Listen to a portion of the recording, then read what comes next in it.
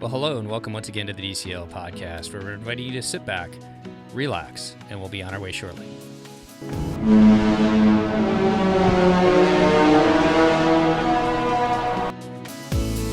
Well, welcome back to the DCL Podcast, your podcast to help you cruise a little smarter. And I am jumping back on the show, which thanks for letting me back on. And joining me today is Christy. How you doing today, Christy?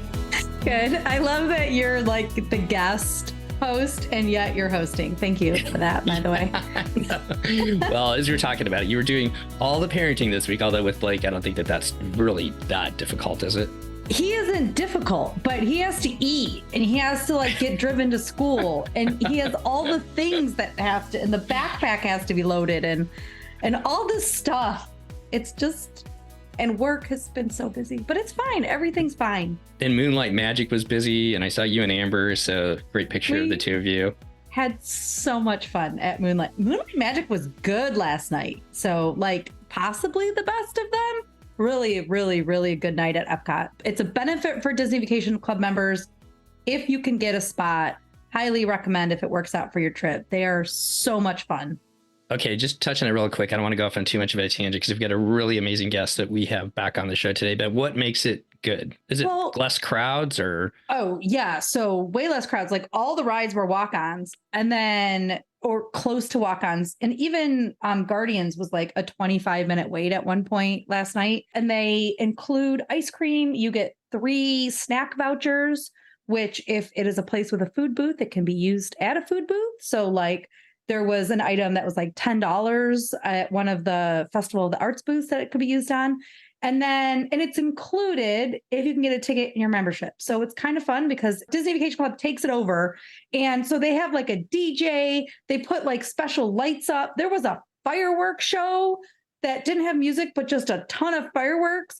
And then there's like special characters that you just don't typically see and in very cute outfits.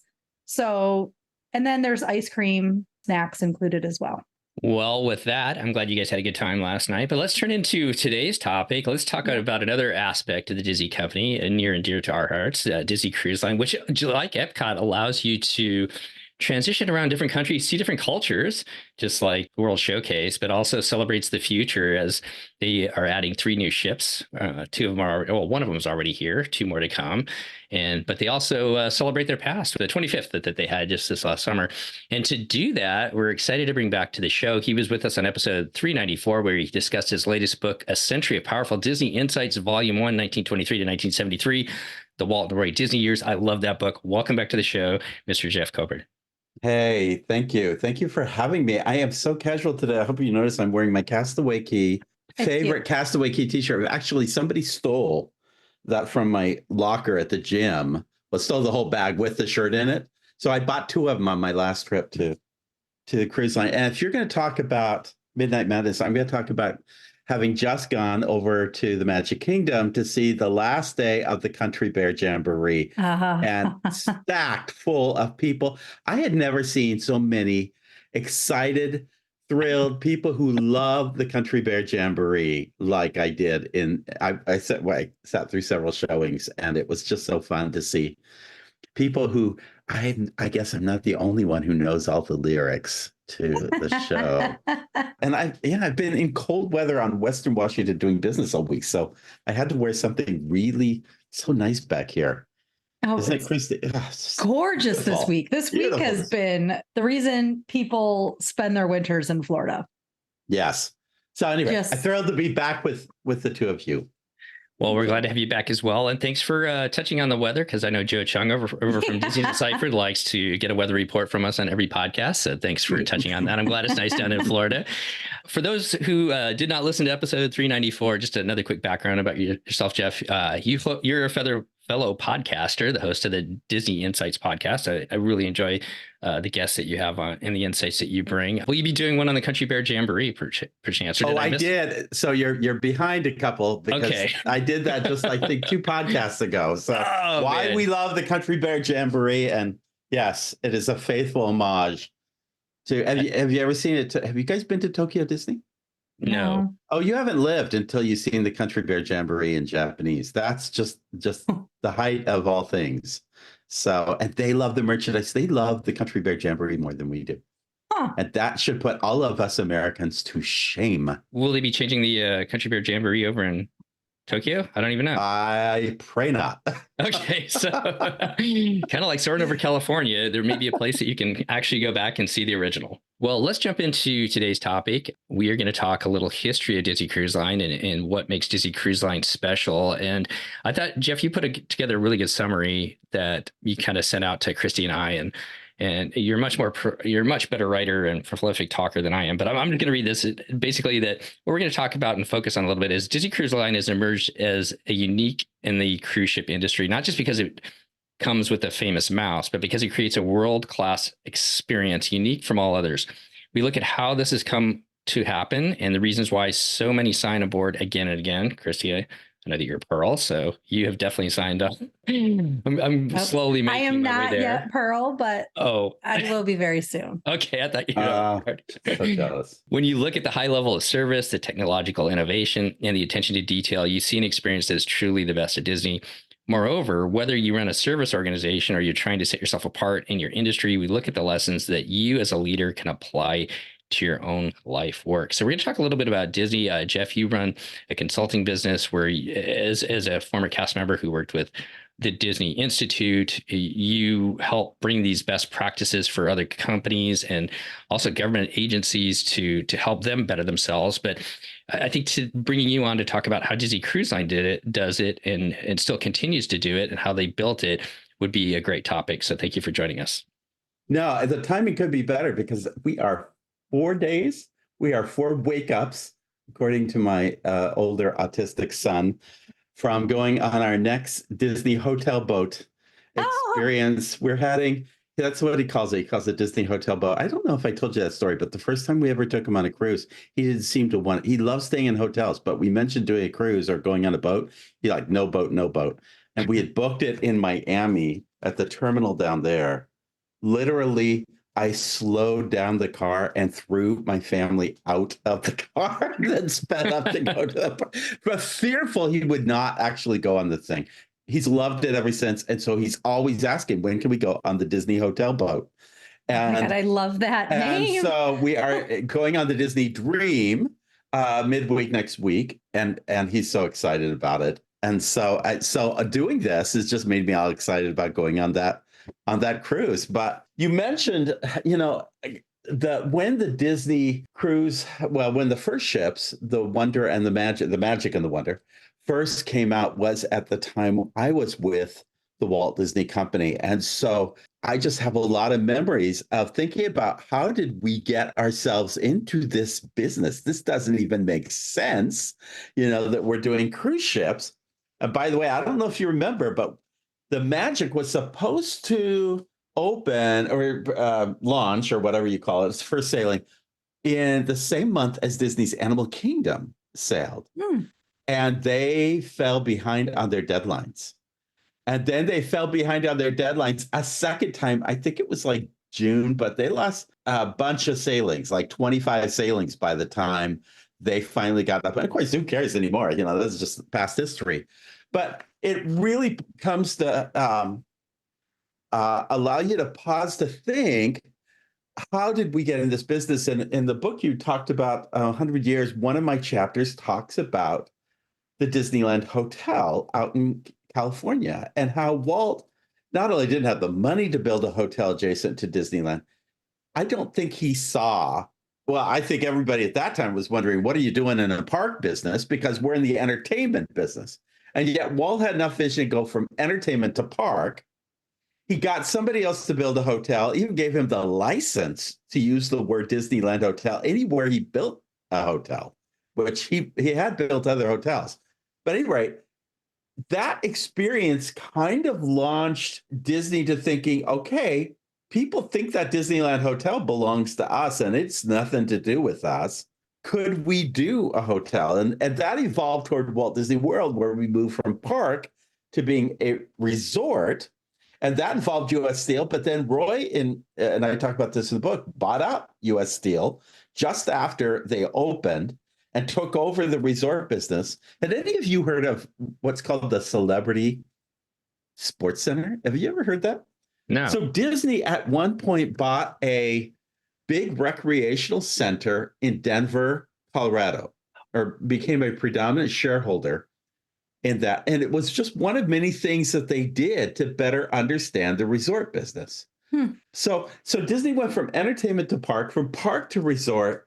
It wasn't so much a big leap to go into the cruise line kind of experience. In fact, I just read a little quotation from Judson Green, who was head of all Walt Disney attractions worldwide.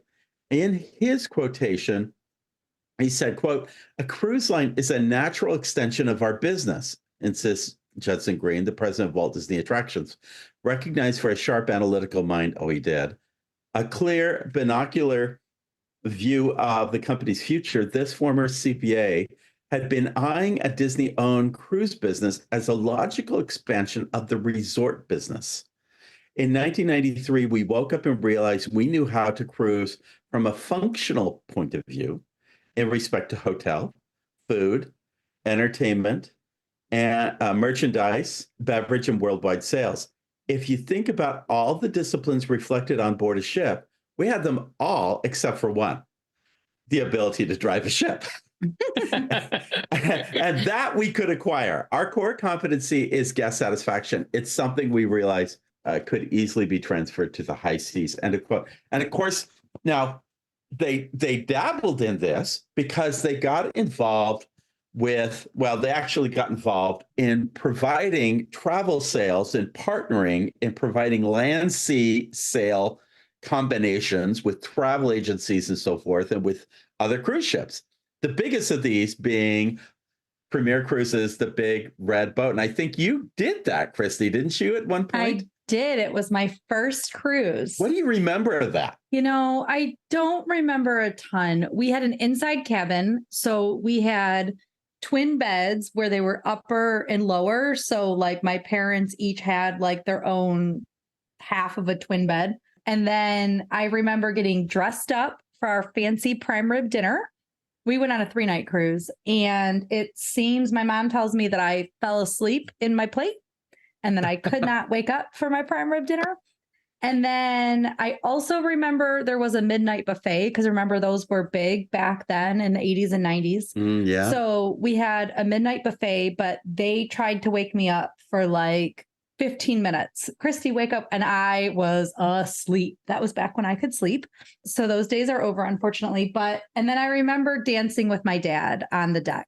So when we were doing Sail Away. Do you remember the Disney characters? That was kind of the big Disney connection. They did other things such as movies on board the ship and so forth. Mm-hmm. Do you remember? They also actually had a place to go in the Bahamas. It was, I think, called Treasure Key.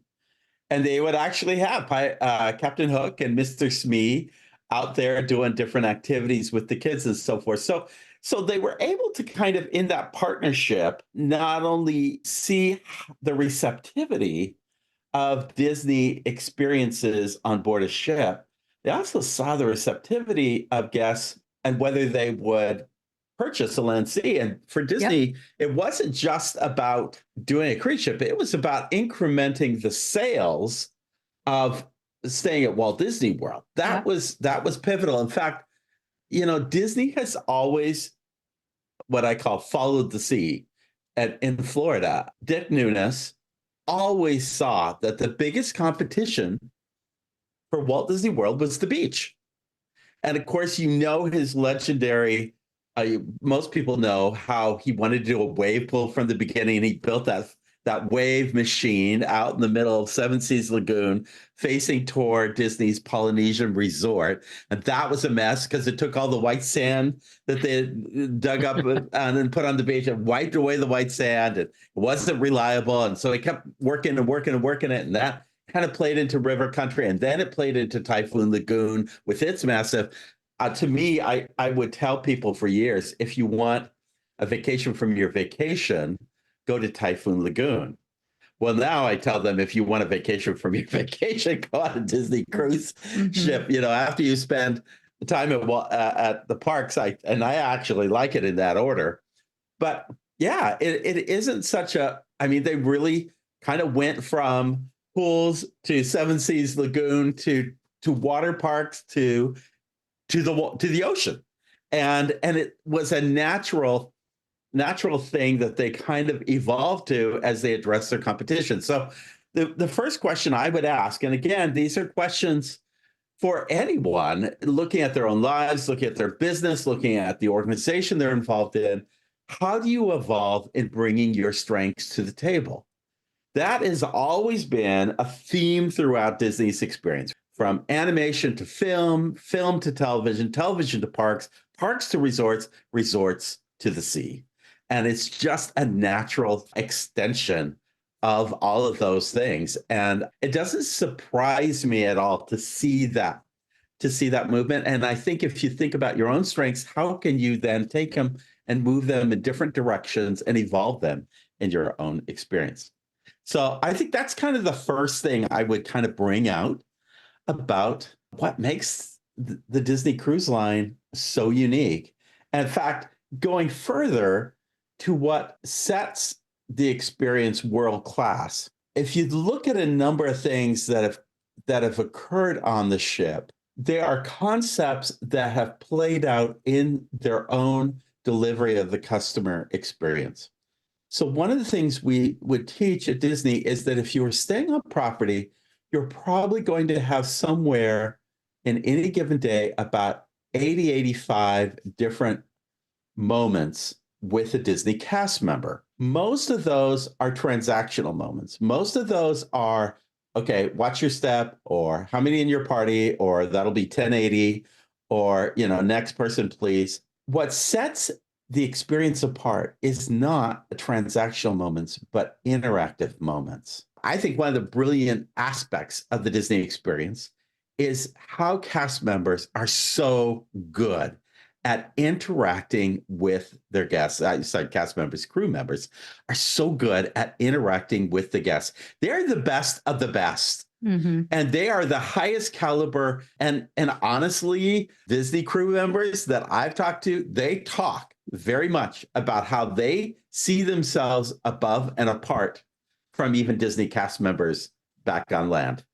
They see themselves as having to really take it to the next level. And the experience facilitates that. So one of the first things that they considered doing was the idea of rotational dining, that you wouldn't have a different waiter every night, but that you would actually move from one different dining experience to another, but with the same crew members being your server, assistant server, head server, and so forth.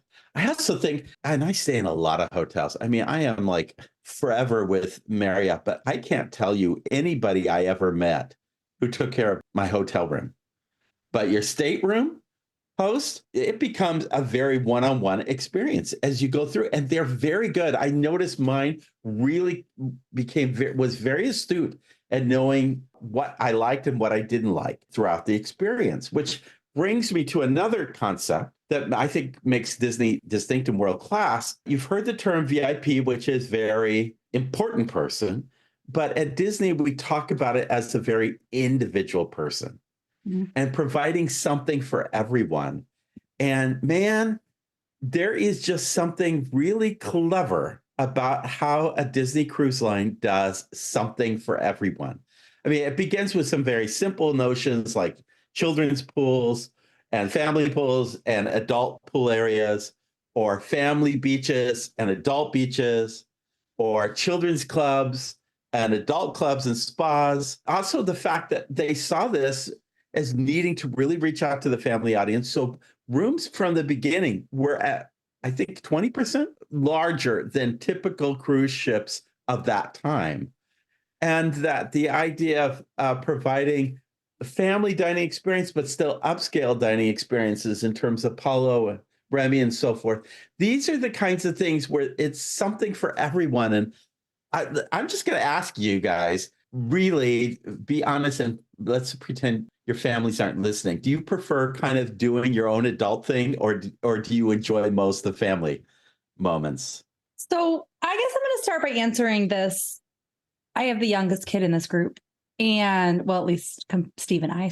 It was like a gut punch when Disney said that he couldn't go to the Oceaneers Club anymore because his next cruise, he was going to be 11 years old. my son spent all day, most days of the cruise, in the Oceaneers Club. To say I like the time with him the most, that is the most significant, like immediate reaction, is that he's not going to spend every day, all day in the kids club anymore. On the other hand, we would come back together to eat and we would do activities and we'd go to the pool together. And, you know, we'd have our time at Castaway together or our excursions. So for us, it is a mix. And it's a combination. It's the combination. So it's still, and that's the thing I even tell my clients or friends that are looking at cruises. It's like a lovely mix of being able to have family time and then time to do your own individual things. And then one of the things I like about cruising is that I can go out and mingle and hang out with friends. And if they're on the cruise or family or whoever, right? If they're cruising with us, but then if my husband needs more time, be a little bit by himself or play his video games, that's like his special treat that he wants to be able to do. He can do that. He's not taking away from my experience because I'm still able to go and have fun and everybody gets to do what they want. So my kid can be running around, or like Steve's kids are literally running around the ship in the kids club, and my can be in the kids club when he was allowed to be in his Oceaneers club. We can come together and do our own thing. I can read a book for 4 hours and nobody cares. It's like, that's to me what is so special about cruising is literally everybody can have any vacation that they want, all simultaneously. How about you, Steven? I'm not sure I really have too much more to add to that, other than the fact that I think when your kids are younger and you cruise with Disney, you're like, oh, this is awesome. They're going to go play in the kids clubs and you and your wife or your significant other can do it. Yeah. Can you do your own thing? But as they've gotten older, what I really appreciate now is the time that we spend together, because I don't see them as much, especially even at home. So vacations now become the time that we actually spend a lot of time together as a family. That being said, I'm kind of glad that they like to go do their own things on the ship too, so that we can go to Palo and my wife and I can go to Palo and enjoy a nice dinner. And we know that they're comfortable going down to the dining room by themselves. They really actually enjoy that. And to your point, Jeff, because they've gotten to know the servers, and usually we go to Palo the second or third or fourth night after we get to know the servers are like, yeah, I want them to come because we want to take care of them, and our kids love it. They just kind of dote on them a little bit. But I want to go back to one other thing that you were saying, that transactional versus intentional. And being in the travel industry myself, I mean, most of, as you said, to Marriott or Hilton or whatever whatever airline you fly in, most of it is just so transactional. But what Disney does so well, and I think that's why we keep coming back, is I remember the last night on our last cruise over Christmas, we were down in the main lobby and there's characters all over the place, and the kids were getting pictures and meeting the characters and everything like that. But that also several of the officers were out in the lobby, and Ashley, the cruise director, was out, and my wife and I got to talk to her for a good 5 minutes. And I know that may not sound as much to other people, maybe, to go talk to the cruise director, but I loved it, being able to interact with her. And she's one of those people that really, like when she's talking to you, she's talking to you. She's not just going through the motions of it. And the other cruise, and Christy's got a lot more experience than I do with other cruise lines, but for the most part, the rest of the other ships that we've sailed on, it's always transactional. But Disney, you get those intentional moments from everybody amongst the cast members on board, and it's very obvious that that's built into their product, and that's why we keep going back. We love it. My statement obviously is going to reflect a very expensive choice for me because we have an adult autistic child who's kind of low functioning. It's a lot of time and attention. This cruise will be his cruise, and our daughter, who's high functioning autistic, will be a part, and she'll have a fun time. Last summer, we went to Alaska, the two of us, for my wife's birthday, and that was so cool on our own to have that time together. I don't know if I told you the story, but last time we were together on the ship with my son, well, he loves Donald Duck more than Donald needs to be loved. And my son is huge and Donald's a little smaller. And we had to work with my son to not overwhelm Donald. And we went, he had to be at every Donald meet and greet event throughout so we got to the last night, and I don't know what overcame me, but I finally leaned over to Donald as we were finishing up, and I said, I want you and your colleagues, Donald, to know that I appreciate your patience in dealing with my son all week. Well, the next morning we got ready to leave. You open the door and there is a message from Donald on our door. And it said, "Dear Preston, we are so glad that you came on this ship. It was so good to see you. Remember, Donald is always number one." It's left side Donald.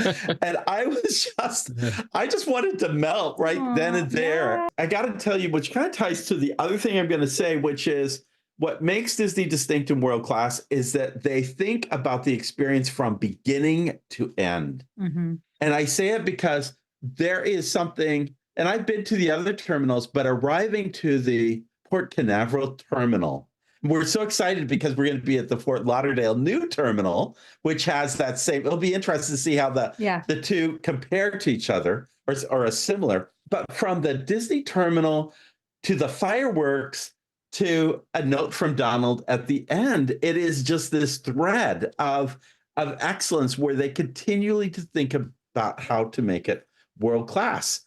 And I think from beginning to end, everyone should ask, how do you make your own experience? How do you create an organization? How do you create a business that is world class from beginning to end?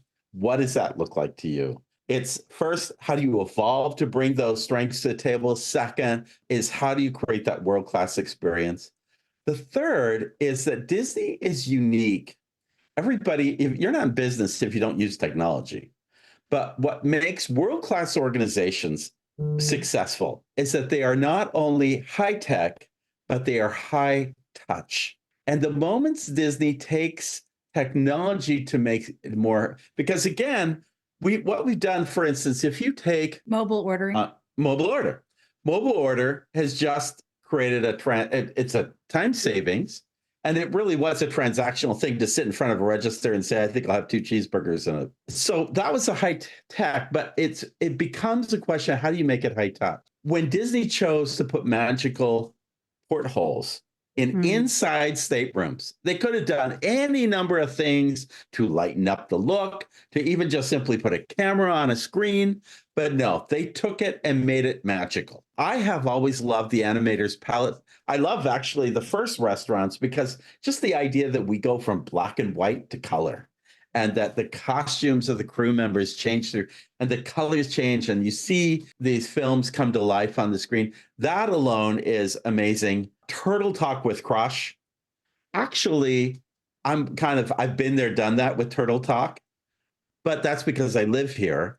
If you really think about the number of people who probably do Turtle Talk at the parks at Epcot, it's almost kind of tucked away. I think Turtle Talk is actually a bigger wow than some of us people who live nearby. The first time we did Turtle Talk, going back to Living Seas, we were doing Turtle Talk, and my daughter was 8 or 9 at the time. And you know how the kids sit right up in the front and they go, kids, do you have any questions? So my kid, this is an older daughter of mine. She puts her hands up and said, what do you like to eat or something? What do turtles eat? And he gave an answer or whatever. And this was the first time, it was one of the first days that show came out. We walked away going, oh, wow, that's so cool, out of that technology work and everything. We went and did some things at the season. And we said, I think we'll go back and check that out again. And we came back to the show. Again, my daughter's sitting there and the show's going on. And all of a sudden, Crush stops. He looks straight out and he goes, oh, Jenica, dude, you came back. And the hair on my arms just, oh my gosh, this turtle knows my daughter. There is a relationship. Going back to the interactivity, there is an interactivity. And so make it high tech, high touch, the Marvel Quantum Core on the new Wish, Uncharted Adventure, all those fun interactive games, even the Enchanted Aqua Mouse. I think when you could take technology and make it high touch, whether it's kind of cool and fun or whether it's interactive and personal, I think that's one of the great little things that Disney does on board a ship. I knew the individual who took care of all of the interactive games on board the ships. You would not believe how much, the one you kind of hold up the card and you go around, the Muppet version and the others. You'd be surprised how much time and commitment goes into those games and making that technology work and making sure that the guests have a great experience. It's part of the magic of going on a Disney cruise ship. So I asked the question, how do you not only use high tech, but a high touch approach through technology? The final detail is paying attention to details unlike any other. Eisner from the beginning did not want a hotel that looked like a Vegas hotel on water. He wanted something that celebrated the grand experience of being on a cruise ship, like the Queen Mary, the Queen Elizabeth. The idea of the colors, and you probably all know this, some people don't, that the colors of the ship mirror Mickey's colors, and that they had to go through enormous effort with the Coast Guard to prove to them that you can see a yellow lifeboat just as well as an orange lifeboat. And by the way, the designers on traditional cruise ships, going way back to Queen Mary and Elizabeth, those things used to sit really high. And so that whole thing of bringing that down to a lower level was another design element to create a better experience on the top decks. Fiber optics in the Walt Disney ceiling. Wing Chow himself, and man, that was the go-to guy for making sure the details were like no other. I talked a little bit about my classroom back at the Disney Institute. When we started doing programs in there, we wanted to put in monitors. It took us 3 months, but we had to have approval to put in television monitors into that room from Wing Chow himself. And we used to have this joke. We used to say, everybody Wing Chow tonight, because you knew that if it was going to be approved, it was going to have to be approved by Wing Chow, because he was the one who held architecturally the magical keys for making sure things looked Disney. And he says the fiber optics in that Walt Disney, he says, quote, that's the Disney magic. Everyone had grand palatial theaters, but the fact that Disney would have the fiber optics, that's the attention like no other. Another example, and man, talk about making a hassle-free vacation. You know how it's such a difference to tender versus dock. Most little islands in the Bahamas have to be tendered because they are shallow water areas. You can't bring a ship right up. So the amount of investment Disney took to carefully find the right space that didn't have much coral or hardly any coral, create that trench. And by the way, all the stuff underneath to give them enough space to go through there became the dock next door, that we all walk off of and go down. That was a major investment that Disney doesn't talk about the price tag on that. But that's attention to detail like no other. And one person said, I think it was actually Eisner, absolutely everything has been considered, from rounded corners to privacy to every centimeter of storage space. In fact, he said he actually went out. They had all these meetings just on the room. And then he went out to Italy just to visit the mock-up of the actual stateroom.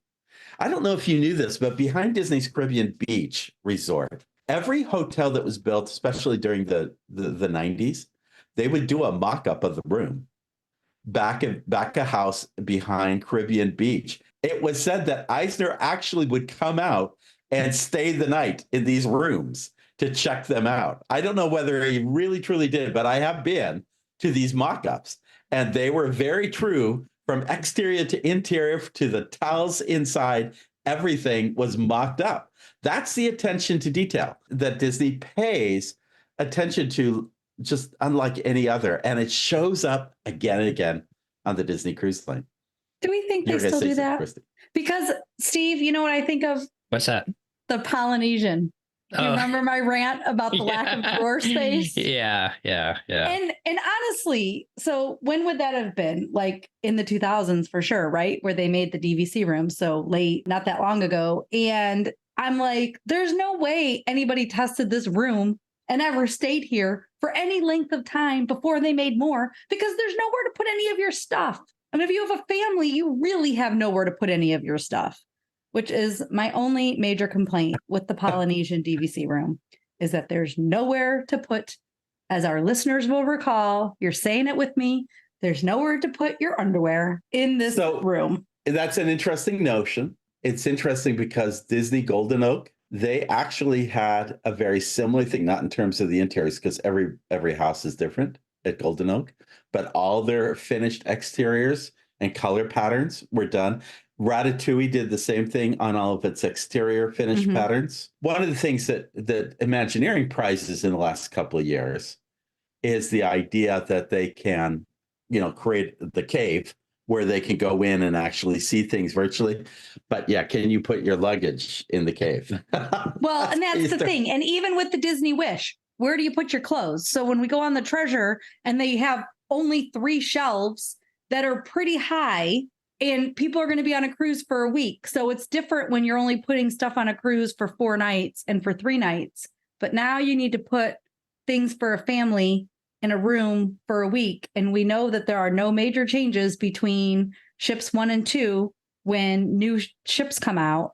I'm very curious. Are they adding in an extra shelf so that they can be a little bit shorter of a shelf, but there can be enough to fit a family's items? I need to be in some of these meetings. That may be where the magic is missing and let me make a note to reach out to Disney about your involvement in those meetings. Yeah. Hey, Jeff. It is an evolution, and some people have embraced the Wish, and some people not. So I had somebody on a podcast a couple of months ago who had never been on the Disney Cruise Line, but and loves Disney, but never been on Disney Cruise Line. But his first experience was the Wish, and not having the experience of the previous 4, and he could not stop about how much he loved it. But the rest of us are coming with certain expectations and paradigms. So it's an interesting. 20 years ago, having rounded corners and people sleeping in the fake mock-up room to know what it's like versus what we have now. The Wish, I've just talked about it, is the most beautiful ship I've ever been on. I can say this with certainty. She is stunning. The little details are magnificent. She's lovely. She's not my favorite, but she's lovely. Jeff, I want to go back to the details that you were talking about, because when we were just on the Fantasy and we were up in the Cove Cafe, and there's a picture, because the Cove Cafe kind of centers a little bit around travel and Walt, and there's pictures of Walt up there, and there's a picture of him, and I can't remember who the other 2 people are during his South America tour. Yeah. And I was sitting there talking to my wife, and I looked at the picture, and I saw something move, and I looked back, and I looked back up again, and all of a sudden it's a black and white picture, and all of a sudden I saw this colored Panchito and Jose went flying by during the middle of the Yes. Yeah. And I mean, now that is not a huge reason why you want to go on Disney Cruise Line, but if you know the history of Walt and the 3 caballeros in that small little moment right there was just such a cool little touch. Something you would Imagineering. not expect. Yes, that Imagineering put on there just for somebody to find. And not part of a game either. It's not part of some activity on board. It's just all of a sudden it's there. It was a really cool detail, but I wanted to go back and ask you one other thing. Yeah. What an amazing story about Donald. And I wondered if you could touch on this, because I think it leads into maybe the last point that you wanted to talk on, is that Disney does such a good job, it seems like, of empowering their employees to do that, to make that magic, what Donald did for your son. And I think that for me and our family is what brings us back to being loyal cruisers with Disney Cruise Line is the experiences that we've had with the cast members. The product itself, the food, the ship is amazing, but it really comes down to the experiences that we've had with other guests and especially with the cast members. Yeah. How many times have I heard somebody talk about they wanted Indian food while they were on the ship, and they don't really do Indian food as fare typically. And so crew members would go backstage to the mess hall, for the crew, and bring back Indian food, at night. For my son, I come in, he wants chicken fingers, fries, and cookies. And it's there when we arrive, along with a Mickey Mouse and a ketchup, kind of thing.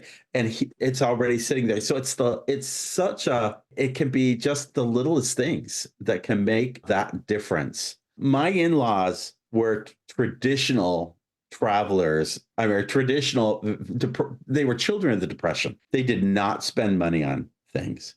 And we took them on a 7-day voyage, which was really fortunate because he found out he had some health issues and about a year later, he passed away. But so the trip was hugely important, especially for my wife. But these are people who are come from that perspective of, I'm probably not going to give you a tip ever in any restaurant. That's just something they love their servers so much. He would spend, I don't know how the room steward ever got anything done, because he would spend a half hour, 45 minutes, an hour talking to him about this, that, and the other.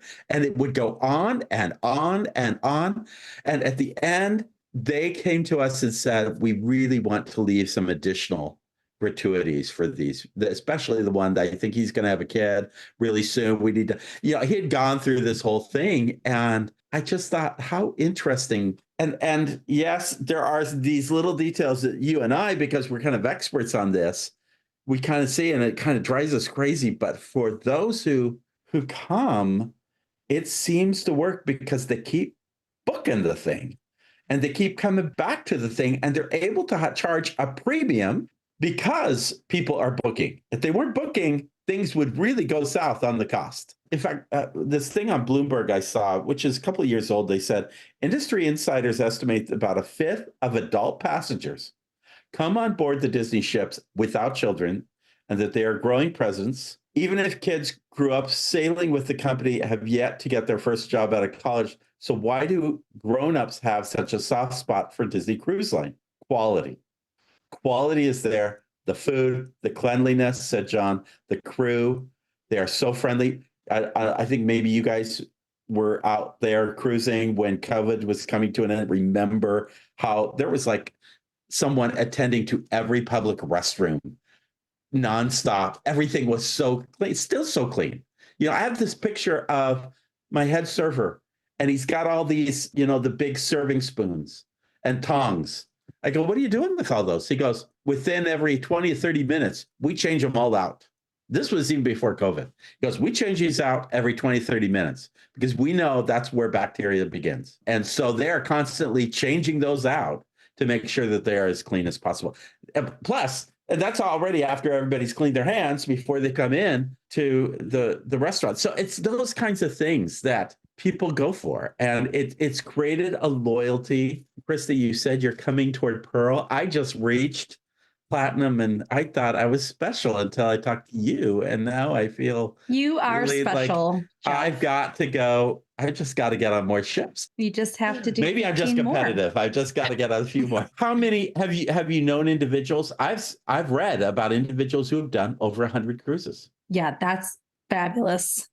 That is astonishing. Right? Yeah. If they don't cruise within 5 years, then they lose their status. Is that really going to stick? I don't think anybody who cruises that many times is going to wait 5 years before they're on a cruise. I don't think so. Not at this point. I think they're good to go. I think they are so. Anyway, so I leave a couple of souvenirs. Okay. When I do my podcast, I'm just going to leave these souvenirs. They're free, but the questions to ask about in your own organization, your own life, how do you evolve in bringing your strengths to the table? How do you create a world-class experience? How do you use not only high-tech, but a high-touch approach through technology? And what details do you pay attention to that sets you apart from others? Paying attention to those things ultimately brings you customer loyalty. That brings you long-term profitability and long-term success because people want to keep doing business with you. And that's why the Disney Cruise Line, in my view, is world-class. Any final thoughts there, Christy? No, this is great. And Steve, you didn't even really have to host much. Jeff just did it all. It was awesome. Now she's wishing she had hosted. So she could chalk that up and get the credit for it. But exactly. Jeff, thank you so much for taking time and talking about Disney Cruise Line and providing your insights as to what makes Disney Cruise Line stand out. I know that everybody who listens to this podcast just really enjoys the time that they've been sailing, and I love the insight that you bring to it. You're a busy person. You get a lot of things going on from being an author, from hosting a podcast, a website. If people want to connect with you, Jeff, what are some of the best ways that they can do that? DisneyInsights.com. I can be contacted through that. PerformanceJourneys.com is my organization. PerformanceJourneys with an S.com, and JeffKober@gmail.com. I'm very reachable. Just reach to me. It's so funny you said. Just earlier this week, we were in conversation with some of our clients in Singapore, figuring out how to do programs on board that would introduce some of these service concepts and then go on the cruise ship in Singapore. So now, Christy, that opens up a whole lot of questions, doesn't it? Yes, it does. And I'm excited about that. I'm very excited about that. Singaporeans are very demanding. They are foodies, and it's not you can't dial it in with people from Singapore. You got to bring excellence. And I think that's why Disney's going to Singapore, is they know they've got a terrific audience and a lot of people in the region who want to have that kind of experience. So it's going to be fun. I am excited about the Disney adventure. And when you get back from that, hopefully sailing on it, we would love to have you come. We're going to talk to you before then, but because it's going to be a little bit before that comes out, but we'd love to have you back on and talk about your experiences there, Jeff. Thank you. Appreciate it. If you have not checked out his book, please go out and get a copy of it. You can find it anywhere you can get books. Century of Powerful Disney Insights 100, Volume 1. It's an amazing book, touches on a lot of the history in the Walt and Roy years. I love the way you end the chapters, getting us to think about, how we can incorporate things in our lives or how things have touched our lives. And please check out the podcast. The one I listened to last was with Betsy Jordan, talking about guest leadership and basics from the Animal Kingdom era. A lot of insight into what makes Disney tick. And so thanks for all you do for the Disney and just for our audience and just Disney fans in general, Jeff. We really appreciate it. Hey, thanks. Thanks, both of you. All right. All the best. Enjoy the time on the Dream. All the best to your family. And we'll look forward to talking to you soon. Thanks. Have a great cruise. Bye, everyone. Well, that's going to wrap up our show. Once again, we want to thank Jeff for coming on and sharing some lessons on being world-class from Disney Cruise Line. If you're enjoying the show, we greatly appreciate you leaving us a 5-star review on Apple Podcasts. We would also like to thank our patrons who make this show happen each and every week for us. You too can help support the show by joining our community by visiting patreon.com/DCL Podcast. Whether you're boarding a cruise, enjoying a trip to the parks, or adventuring outside of it, on behalf of myself, Christy, and Steve, we want to wish you smooth sailing and safe travels, and we'll see you next time on the DCL Podcast. The DCL Podcast is not affiliated with the Disney Cruise Line, Walt Disney Company, Adventures by Disney, or Run Disney. All of the opinions expressed on our shows are those of the hosts and the guests who appear on the show.